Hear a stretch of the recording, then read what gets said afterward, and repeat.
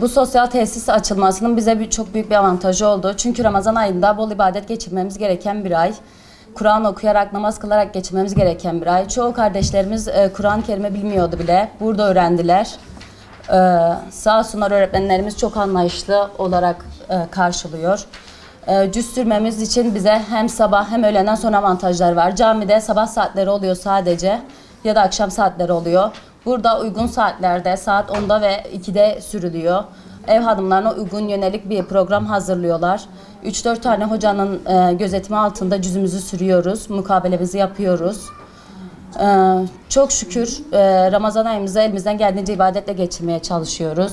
Adım Selma Göre. Bu sınıfın öğrencisiyim.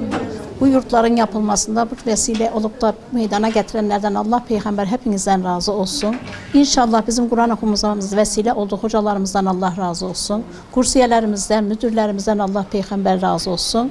Bu Ramazan-ı Şerif hürmetine oğlum inşallah burada mukabele yapayım. İnşallah Rabbim dergah hizmetinde kabulü makbul etsin. Sizlerin aracıyla da inşallah Rabbim vesile olaraktan ulaştırsın. Evet. Kaç yıldır yeni mi gelmeye başladınız? Yeni geldik biz buraya. 3 aydır geliyorum ben. Peki Ramazan ayı aynı zamanda Kur'an ayıdır. Bundan dolayı geliyoruz değil mi? Evet. Neler söylemek istersiniz bu anlamda? Vallahi bunu anlatmak bitmez oğlum. Gerçekten yani Kur'an okuyup da yaşamak lazım.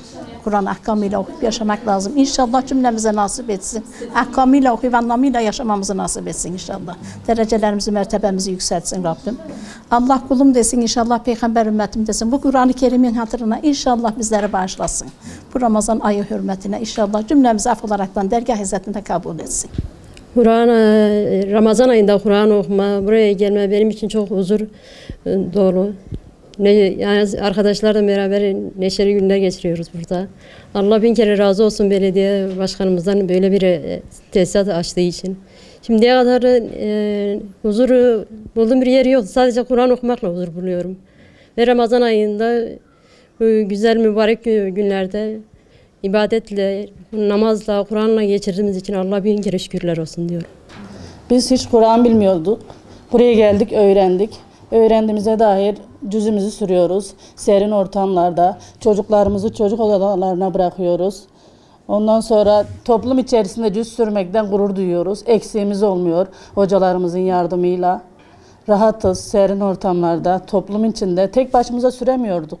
Nasıl sürecektik bilmezsek en azından 4-5 hoca başımızda beraber sürüyoruz. Yani eminiz, huzurluyuz. Kur'an okumak nasıl bir duygu böyle toplu halde? Çok güzel bir duygu, çok güzel bir duygu. Bilmeyenler için de yani tavsiye ederiz böyle tesisleri.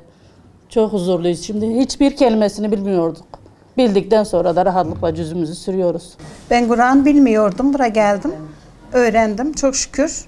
Cüzümü de süreyim, Ramazan'da gelik, çok şükür. Orucumuzu tutuyuk, tarabahemize gidik, namazımızı kılayık.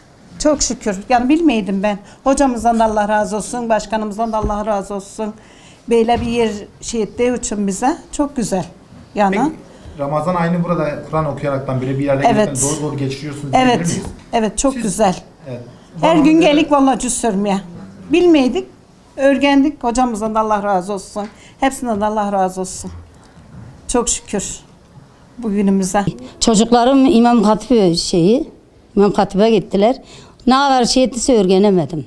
Ya buraya geldim çok şükür öğrendim yani. Memnunum, cüzümü süreyim. Çok iyi.